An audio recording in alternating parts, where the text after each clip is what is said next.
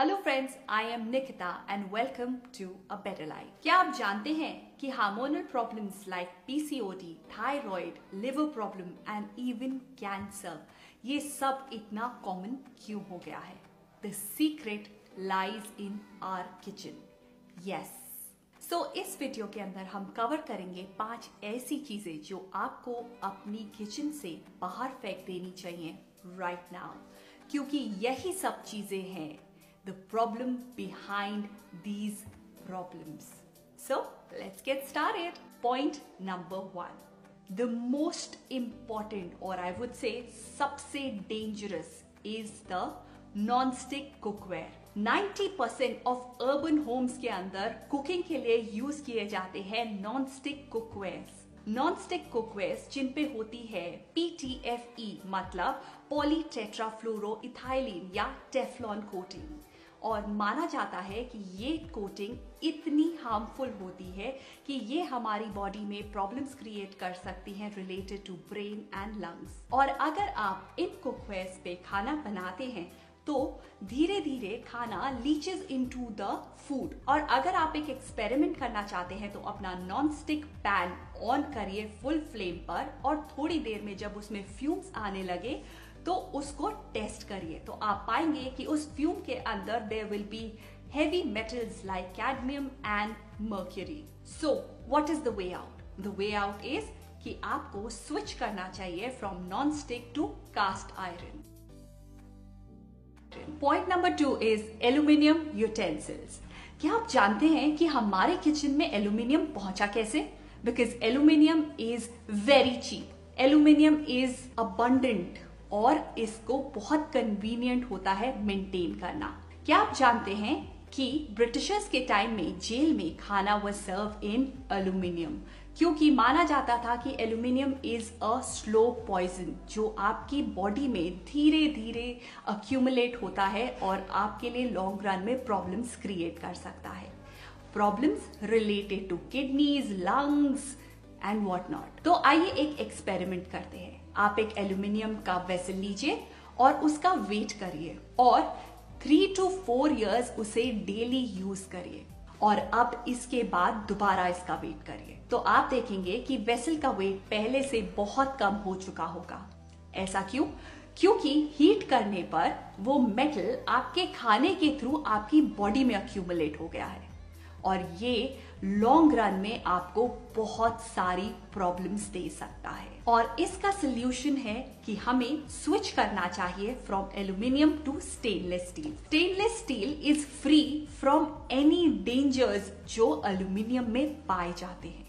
So the healthy way out is switch to stainless steel. Number 3 point is aluminium foil.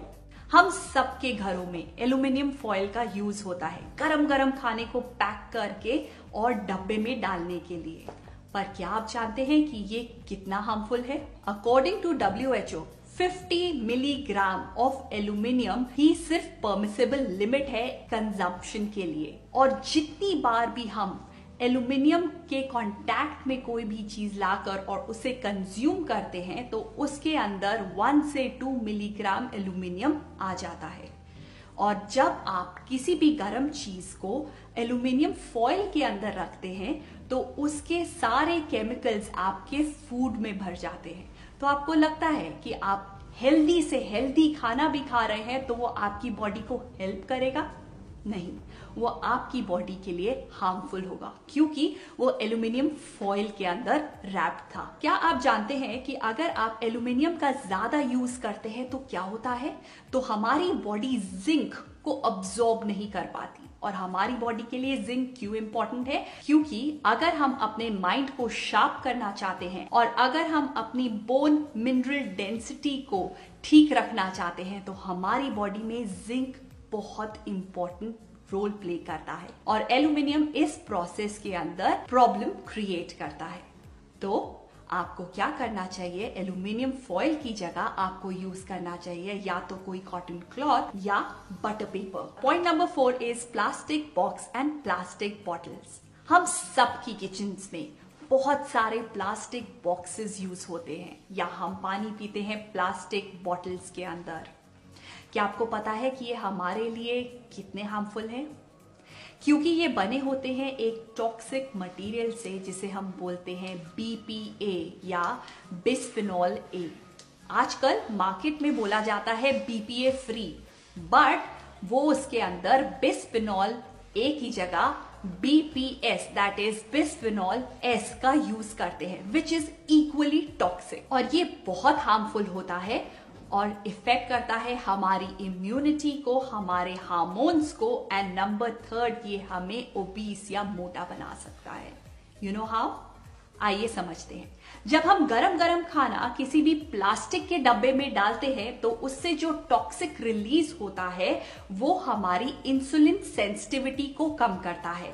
Insulin sensitivity का मतलब है कि हमारी body के अंदर ब्लड शुगर को बढ़ाता है और उससे फैट सेल्स बनते हैं और उसकी वजह से प्रॉब्लम्स लाइक ओबेसिटी होती है and heart problems and diabetes का रिस्क बढ़ जाता है। तो इसका सोल्यूशन क्या है? इसका सोल्यूशन है कि हमें प्लास्टिक डब्बास की जगह यूज करने चाहिए ग्लास के या स्टेनलेस स्टील के boxes. Fifth and the most important point is ऐसी चीज जिसे हमें अपने किचन से राइट अवे हटा देना चाहिए इज रिफाइंड ऑयल। यस, आपने सही सुना है, जिसके अंदर हम अपने पकौड़े और स्नैक्स को फ्राई करते हैं। रिफाइंड ऑयल आपकी हेल्थ के लिए बहुत बहुत हार्मफुल है। क्या आप जानना चाहते हैं क्यों?